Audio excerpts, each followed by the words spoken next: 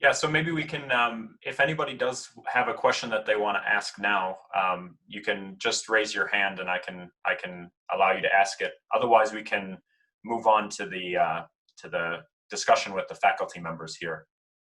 So I'll give it a couple seconds to see if there's anybody who wants to ask anything. I have a quick question. Yeah. You mentioned that the GRE is not required. Is it optional or is it just completely omitted this year?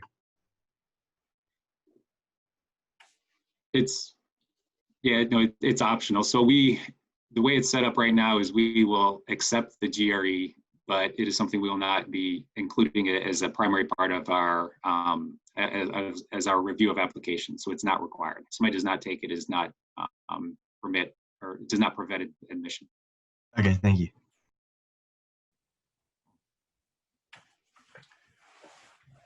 I also had a question. You mentioned kind of rotations. Could you expand on that a little bit more? Is that like a standard thing or not? Yes, we do not have a standard fixed rotations. Like some schools or programs where we'll have required student to do weeks or months at a time in various labs. And this is something that's more of a kind of a dynamic thing where we encourage students to, at the minimum, they have to meet with faculty, but we encourage them to spend weeks at a time with different labs they're interested in. It is a bit of a compressed time from, say, September through the end of October. And so we also encourage students to start talking with interesting faculty from May, June, and July. And certainly students can accept our admissions offer and match up with the faculty right off the bat. There's a full range. Thank you. So I see a question in the chat about, is the GRE not required just due to the pandemic? So this year, it helped to drive our decision not to use the GRE this year, but we'll be reevaluating the admissions process at the end of the year and considering whether to keep it as not required long-term.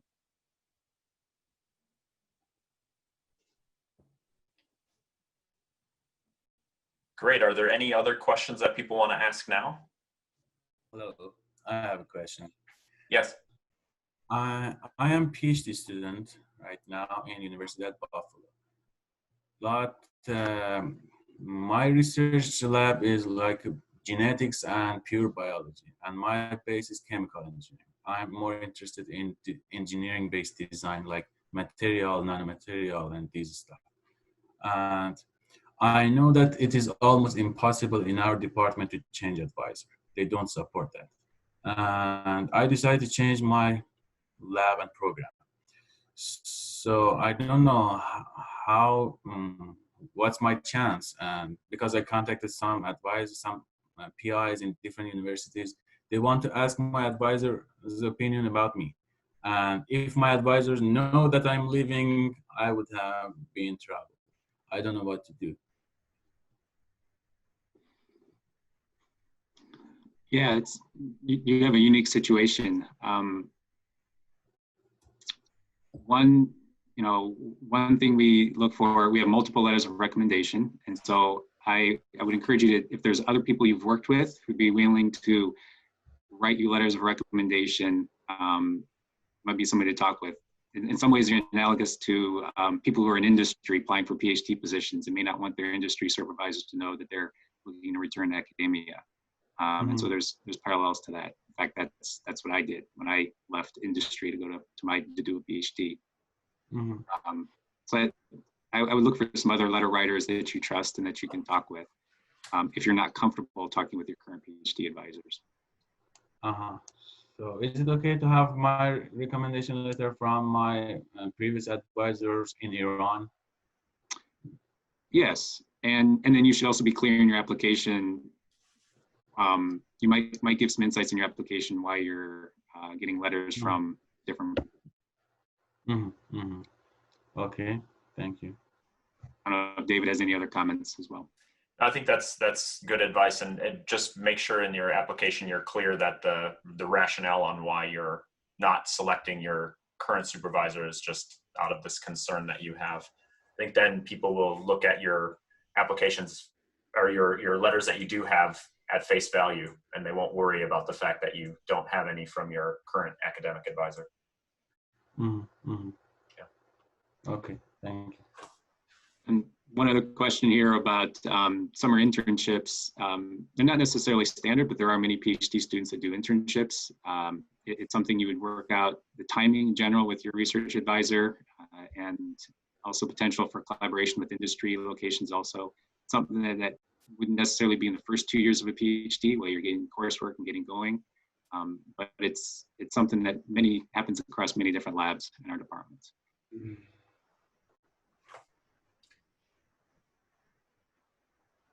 It says we have another question, which is, are interviews part of the application process? You might jump on that one. Yes. yes, they absolutely are. And we typically have a recruitment weekend every February. Right now, we're figuring out the details if we're going to do that online or in person this year. But yeah, we have interviews, usually visits with campus, where we do that virtually this year, and talking to students, seeing what they offer. So yes, short answer is yes. And I'd say, just to add on to that, is it's kind of it's more of a dual opportunity for you guys to meet with us and get to know, different faculty you're interested in, as well as for us to get to know you. So it's a mutually beneficial thing. It's not a super high stress interview. Yeah. To point on that, you're interviewing us in some ways as much as we're interviewing you. So there's a question about waiving the application fee. Have we done that? I don't know, to be honest. That's a question for our graduate coordinator, Maria Steele, perhaps. I don't know if anybody else may have insights. Well, later. that would probably be a graduate school decision. We don't really process the applications. We just get them once they come from the graduate school. So you apply to the Rackham Graduate School. That's probably a question for them. I have not heard that we have, but it's a question for them. But I would suggest, if you feel that you need support in application fees, you should always reach out to Rackham, because they do try and support students that cannot meet those fees. Yeah, I agree. So if you reach out, the Rackham will evaluate your cases, and they will make a decision. But if you don't ask, you will never get, you will never get that chance. So at least if you feel like your situation warrants being considered, should just contact Rackham. So we have another question, which is about the admission decision, whether it's faculty PI based or admission committee based, and maybe I can tackle that one. So that it's actually a combination of the two. So the way it works is that you submit your application, and then all applicants get kind of assessed by 2 or more faculty, usually at random. So it's not somebody who maybe is necessarily going to be your supervisor. And that's just to get a unbiased assessment of your application. And then all of the applicants are given to faculty members, and faculty members can see what those initial assessments were. And then they can decide which students they would be most interested in meeting with. And then at that point, it kind of goes through a process where PIs in the end will select the students that they would like to invite for interviews, and then who they would like to make an offer to. So that's kind of the broad strokes of how the process works. Maybe go ahead.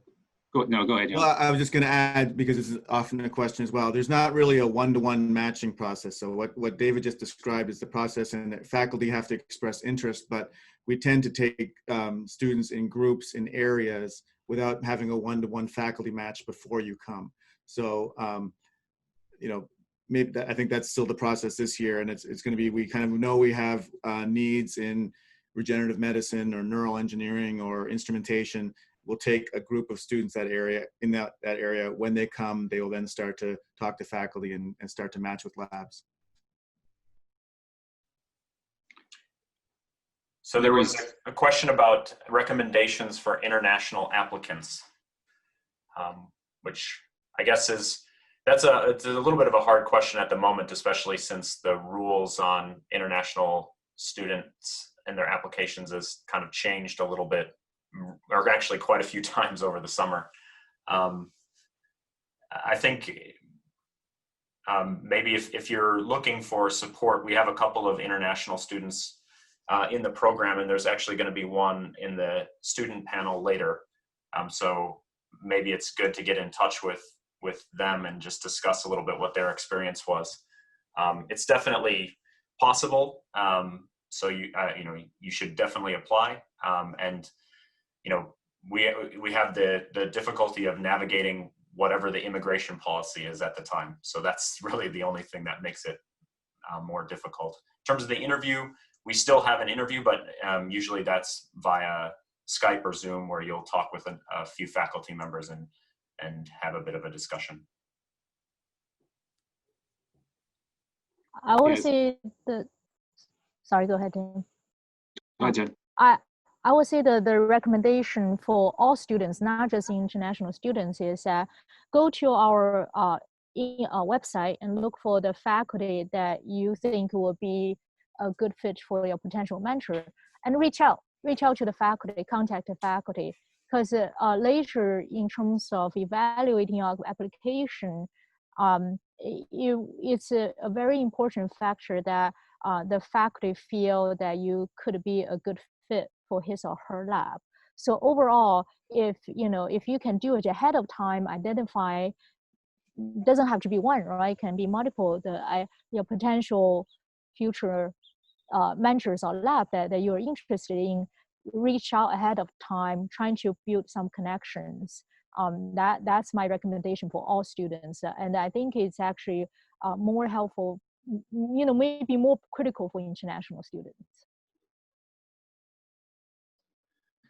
So maybe we can jump in and so I think a number of the faculty have already started to talk to you guys, but maybe we can go back and introduce everybody so you guys know who you're speaking with. So let's just run through the faculty members here. Since I see Jen already up, do you want to introduce yourself?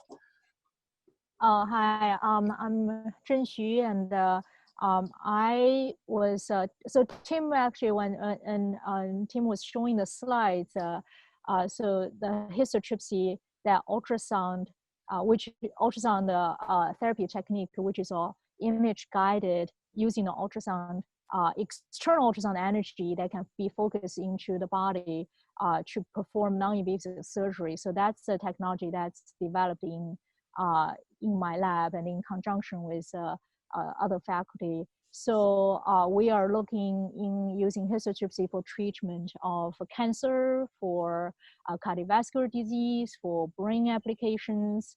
As Tim mentioned, I actually came out of my PhD, so I was a BME graduate student, and did postdoc research faculty. Now I'm a full professor. I was the previous grad chair, so I experienced everything. So if you have any question, I can probably help you answer.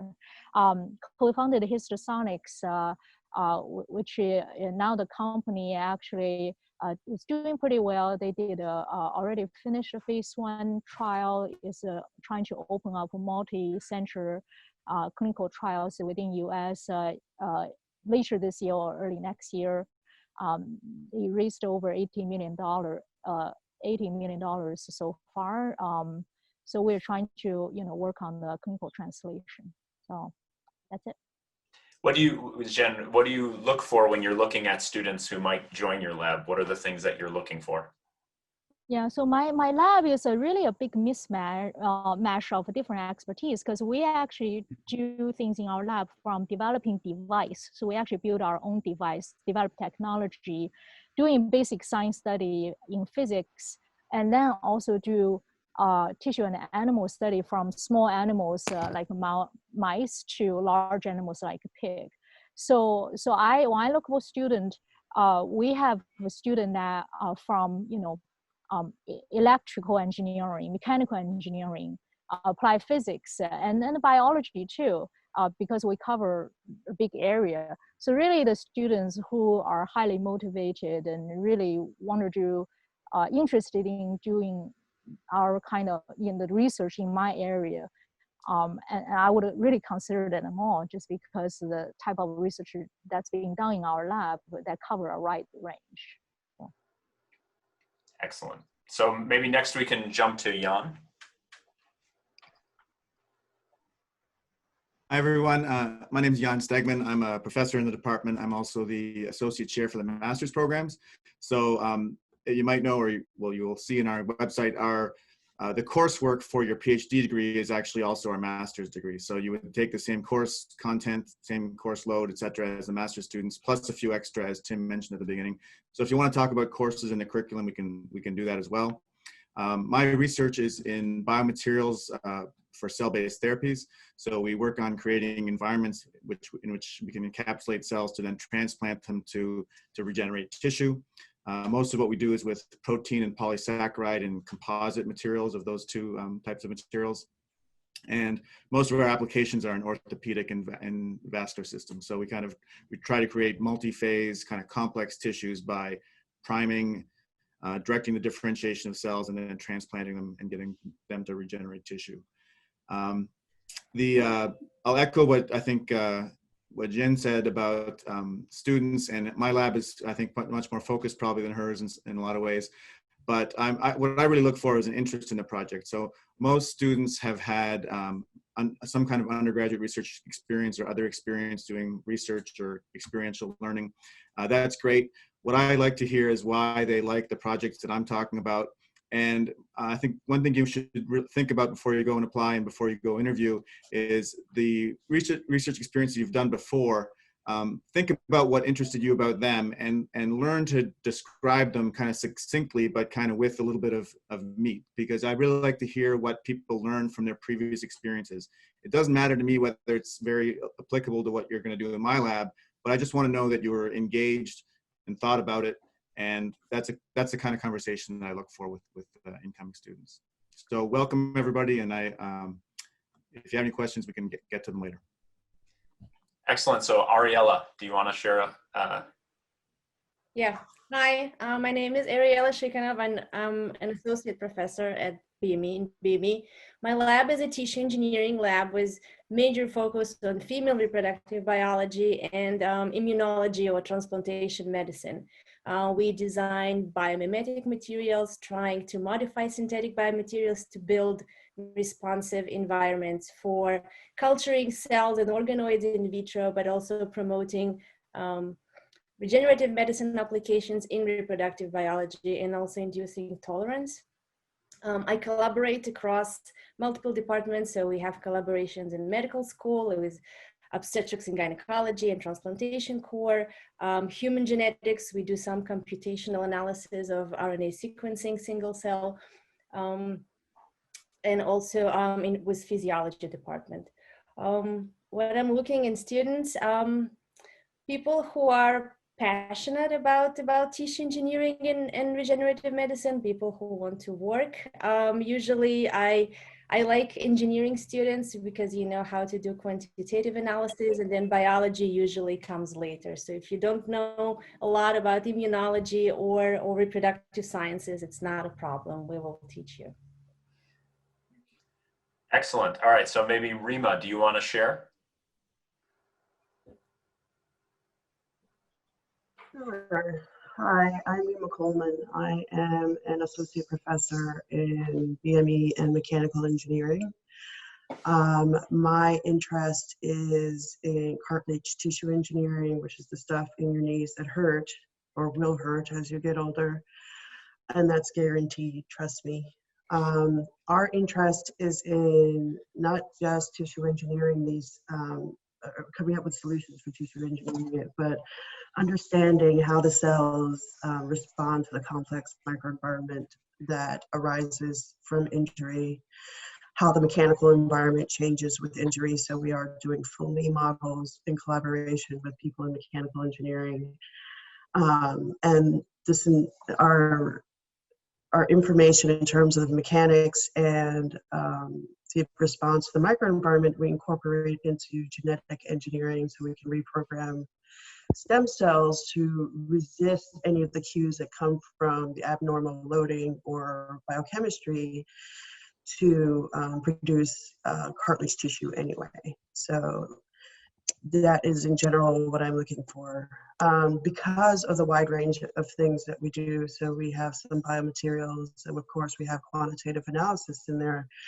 I've had undergrads and grad students from different departments. So I've had chemistry and biomaterials and biochemistry, as well as I have student mechanical engineering for fully models and BME students working on the synthetic biology. What I'm looking for in a student is essentially a desire to be in grad school other than, you know, it was the next thing to do, right? So basically I want someone who's passionate about science. And even if you don't go into academia, you are passionate about a project or an area of interest. And it doesn't need to be cartilage, right? So a lot of people are like, what is cartilage?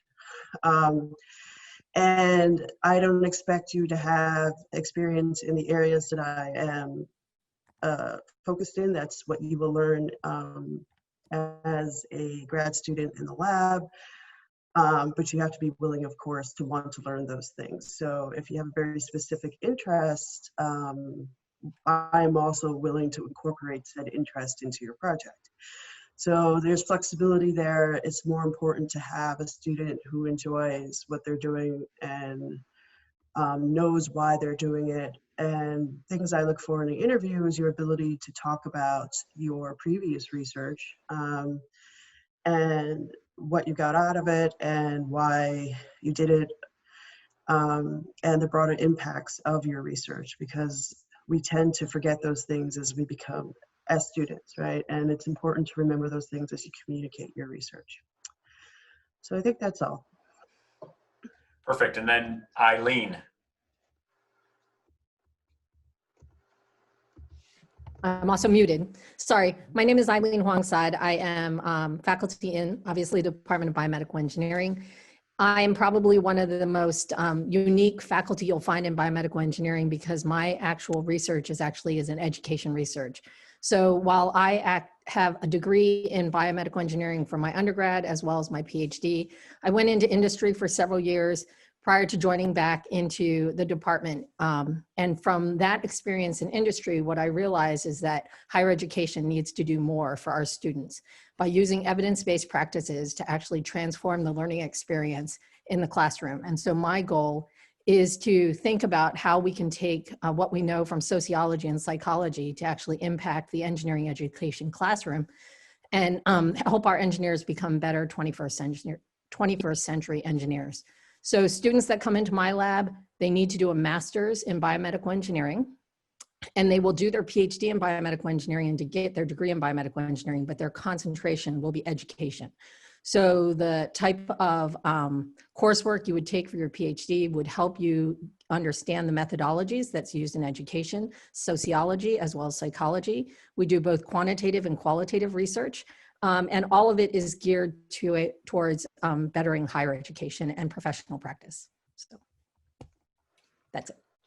Perfect. All right. So I think we have a collection of pretty diverse expertise and areas here of our faculty, and kind of reflects the department that we have.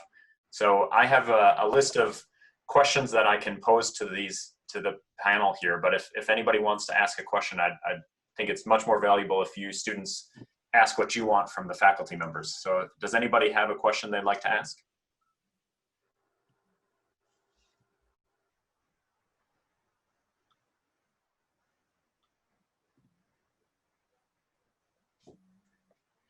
All right, if not, then maybe I'll get us rolling here. So my first question for you guys on the panel is, what makes the University of Michigan the right place for the research that you're doing?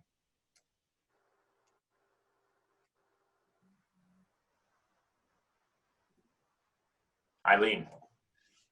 I think one of the things about University of Michigan is the vast number of people doing different things. So if there's anywhere where you want to have exposure to the frontiers of science, University of Michigan is the place to go, because you have such a diverse group of faculty that are interested in pursuing interesting questions. You can probably find nowhere else where you have the resources to do the things that you want. That being said, you have to be pretty self-motivated to make that work at Michigan, because otherwise it becomes so overwhelming that there are so many choices that sometimes you don't know what to do. But if you have an enthusiasm to explore interesting questions, this is the only place to get that done. So I want to echo that.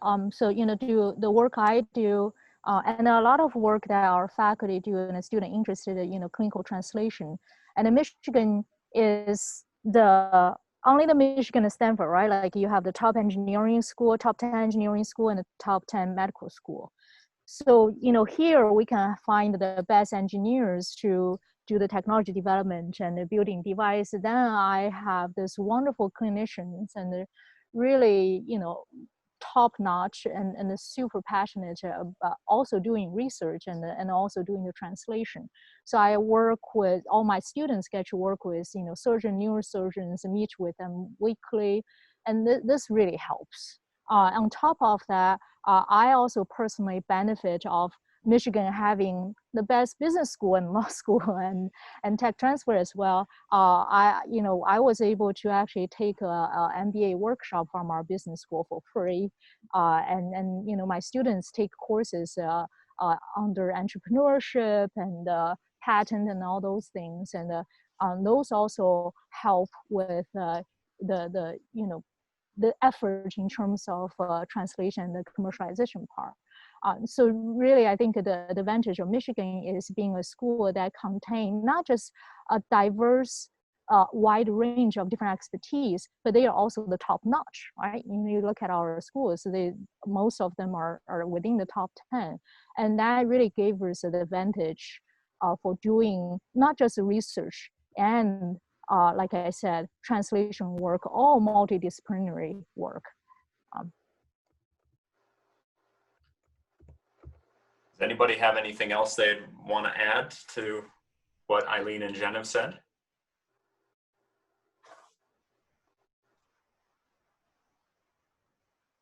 All right, so maybe I can I'll ask another question. If any students, if you have a question, please just shout out in the kind of pause or drop a note in the chat. So next question for you guys is, what is a research moment that you are particularly proud of in your careers?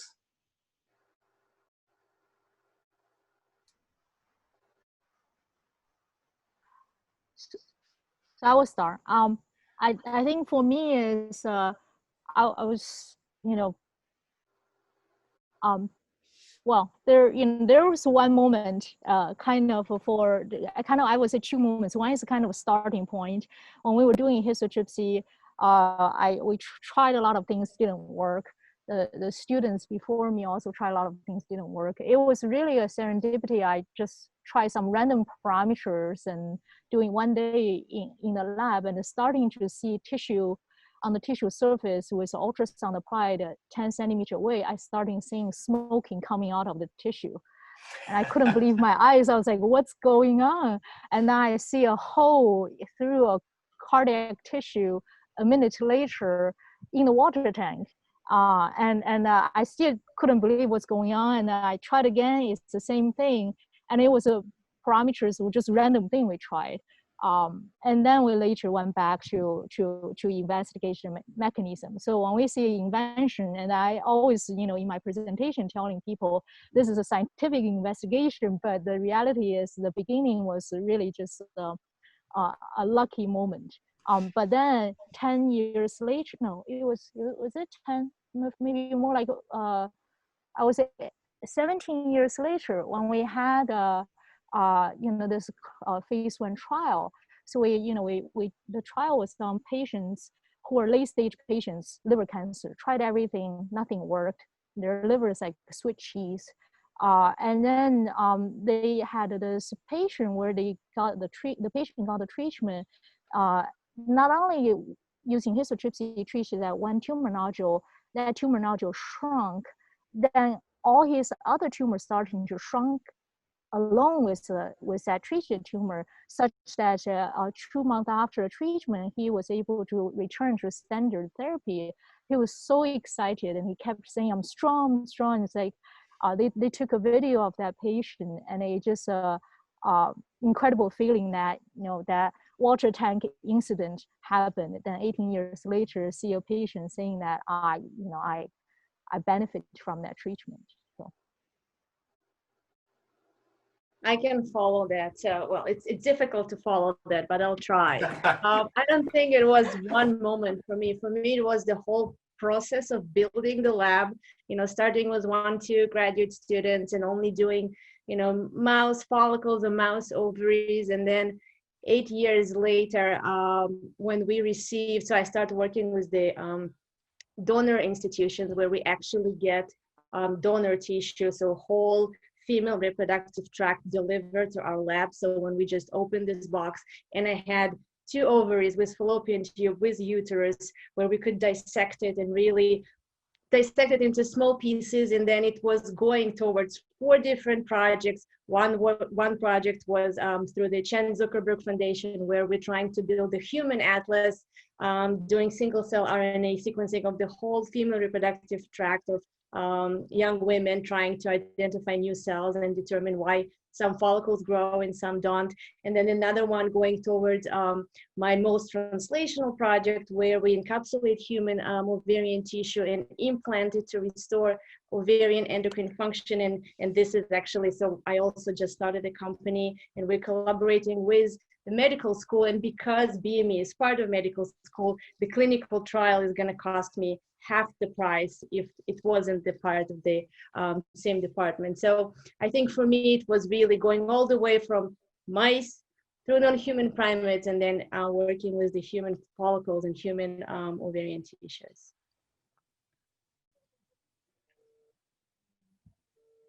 Jan, do you have anything you want to share? Those are pretty tough facts to follow. مسئول نمیدونم کوردینیتور بود چی بود، استاد نبود، من بودم و هیچ شرکت نکرده بود. قشنگ بهش گفتم و شرایطم اینه. There a question being asked, or No, I think this is a microphone that needs to be muted here. no, but isn't that in the chat that that's the person was talking, teacher, and the saying has a question about the medical product development concentration in our master program. So Yang, you are the right person to answer the question. Is there a clinical? Well, I had a great answer for the other one, that it was actually easily better than Jen's and Ariel. The story's changing. No, so I think we're running short on time, but let me just say, so the medical product development concentration. So that is, we have 6 concentrations in our master's program. As I mentioned, that's the same course curriculum as for the PhD program. And one of them is medical product development. It's very focused on students who are interested in careers in medical product development, as you might imagine. So it's often master's students who want to go work in the industry as, not necessarily as design engineers, but somehow have careers in medical product commercialization and development.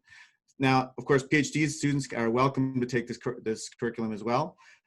It's not as suited for, molding you for a research career as a faculty member, although I would argue it's a wonderful background to have, and in some ways, maybe the best background you could have for what Ariella and Jen both have been talking about in terms of commercializing and translating their technologies. But Tim mentioned very briefly, and you can look up our curriculum online and see more detail. It entails a two-term core course, which is kind of under normal non-pandemic circumstances. It's a design, build, test, retest kind of customer discovery all the way through as close as you can possibly get to commercialization in 8 months. Course that takes you from a clinical problem and in some ways allows you to leverage, build on, kind of refine, and in some ways redo what many of you probably did as undergrads in your senior design, your capstone design. So it's taking that knowledge and building on it, more about product development as opposed to the actual design process. I'm not, if that is the question, and the question about clinical immersion. So there's a lot of what we call needs finding. So clinical needs finding and an element of clinical observation. We actually have a class that's separate on clinical observation and needs finding. The course does not have a clinical immersion component that is really structured as part of it, but you'll be working with practicing clinicians. I think, yeah, actually in the last 10 years that I've taught the course, every single project has been mentored by a clinician. We haven't had any other one. So there's certainly a clinical element. My hope is actually to have another type of immersion, potentially a industrial internship as be part of the program. It's not formal right now either, but that's something we're hoping to build in the future. So I want to talk, since we are short on time, I want to talk about a couple of things I think our program has is unique, and I really think it's worth mentioning. So we are, as a department within College of Engineering, the only department I think has our own specific career fairs. So we actually have 2 career fairs for the BME department every year, where we bring companies, our alumni, just for our students. And that is really, we put a lot of effort on it. We have a staff just, with the sole responsibility to maintain alumni connections, industry connection, and helping students finding jobs. And I know finding jobs is always a big question for students. And our department really put effort in it to facilitate that. So that's one thing. I don't know if the team mentioned it, but a second thing is in my, experience with a grad chair, I know that students coming, they always ask 2 questions. If they don't ask, they want to ask that. One is how long it takes to graduate, and the team mentioned is 4.5 years. And that's, I will argue that it's actually when you come in with a bachelor degree. So if you come in with a master degree, it's actually shorter. And the reason is that we actually have structured our qualifying exam such a way to, and the matching process to really trying to accelerate this PhD process. So in comparison to, I feel confident to say that in comparison to other BM programs or other departments, the time to graduation in our department is really, it's relatively short. And the second question students always ask is, how many, what's a portion of students go to industry, what portion go to academia, is that trend going to continue like that? So far we have half go to industry, half go to academia from the graduate program.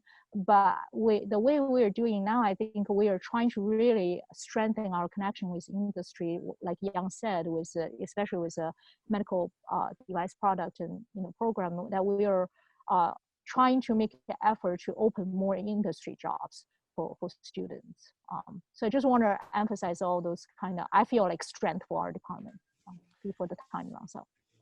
So maybe we can just on that front, just ask some of the other people on the panel, like what are things about the program here at Michigan that you'd think are really great, or why should students apply if they're considering a PhD to our program?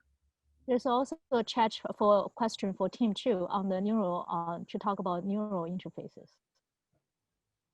Should we do that first? Tim, do you want to share about your research on neural interfaces?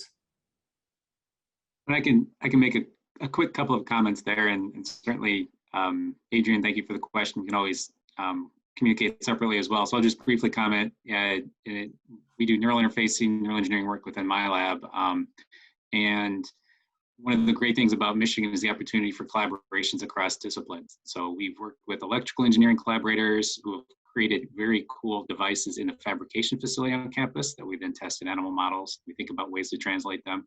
And we've collaborated with other labs in the biomedical engineering department who are making neural interfaces, and we try to work with ways to develop both improved understanding of the nervous system, but think about translation to the clinic. And so it's a cool way where we can bridge between neural engineering in our lab and other departments, but also the overall collaboration opportunities that we can get within engineering and the medical school here as well.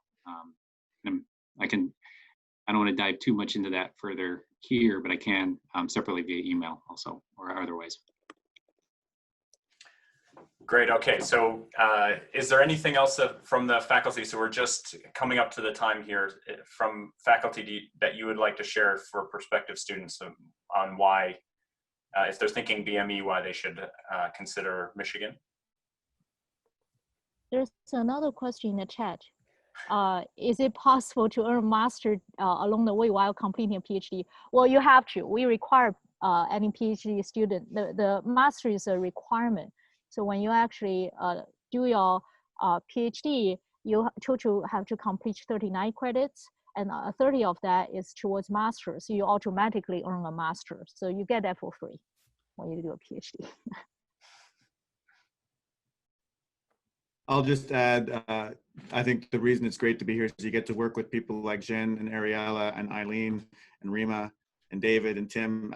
We have a wonderful faculty. We have really wonderful students too. I'll echo what our graduate student council, actually who you're meeting with next, you'll see. They're very engaged, they're very active. We've really worked on community over the last 5 or 7 years, and it's really paid off. It's great to, you know, we're not in the same room, but I just love seeing my colleagues and hearing about their work. And, you know, I hope you guys can join that kind of an environment as well. You all are in a great time because you have every choice out there possible.